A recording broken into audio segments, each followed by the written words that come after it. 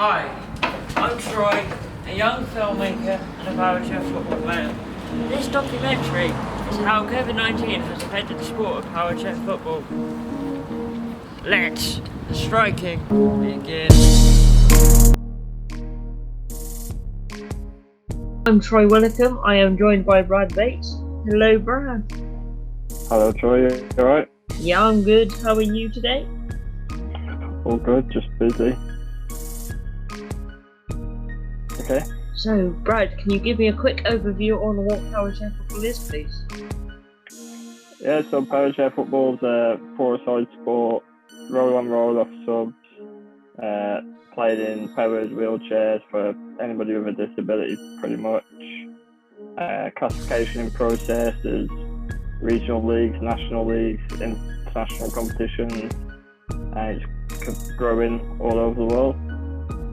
So, what do you do for the community of powerchair football as a whole? Are you a player, coach?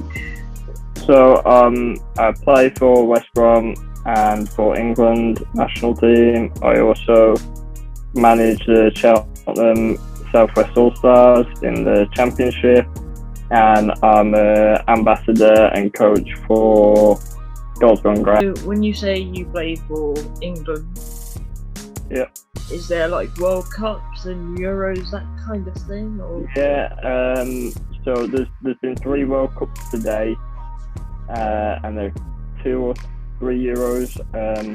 I've played in one tournament, the Euros in 2019 in Finland, which we won.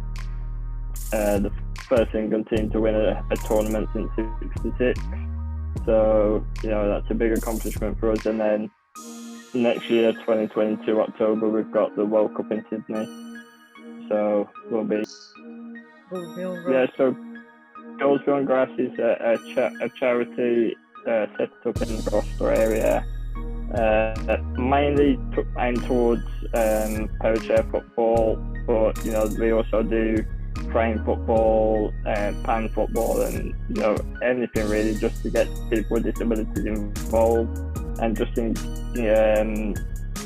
improving interaction and engagement throughout the community. So, when was the last time you played powerchair football? Coach powerchair football? Well, I've literally just in the past couple of weeks got back to training myself, but my last competitive game was like March, just before the first lockdown. So it's been well over a year, and that was a cup game in Brighton, and then the last National League before that was in February. Powerchair football for the last year, 6 months. Very challenging and boring, because sort of a lot of people have been fortunate in terms of having school or college or work to go to, but all my life and all my work life all revolves around powerchair football. So, on an average week, I'll be training myself twice a week and probably coaching and working with Goals Beyond Grass at least 2 or 3 days a week. So that's like 5 days out of my week. And obviously for all that to be taken away at the same time, I've sort of been left with nothing. So it's been quite challenging. Try and find different things to do, but it's not easy. So would you say it's affected your mental health in a worse way than it would have been? Yeah, I think definitely to a degree. I mean, obviously the social aspect, but I live for competition, and I love being out there and developing myself to be the best I can be, and developing you guys and some of the other younger guys, and just getting powerchair football out there. So there's only so much of that you can do from sat in your bedroom. And I love to analyse the game, but even that, like, it was hard to do that during lockdown, because when I analyse, I just want to get out on the training court and sort of practice what I've planned. But obviously we weren't in a position to do that.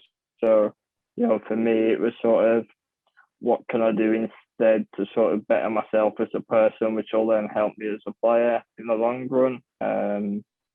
So I've done a lot of psychology work. I've been doing, like online courses, just to sort of develop my personal skills and me as a whole. which will hopefully help me in terms of player when we can get back Where can you see the sport of powerchair football in a whole in a rough estimate of 10 years, for example? So on a whole, I'd like the game to be developed a lot more. I think there's a lot more we can do with it. Some simple rule changes initially. I think we need to get rid of the 2-on-1 rule. Well, not get rid of, but adjust the 2-on-1 rule to sort of more of an attacker advantage.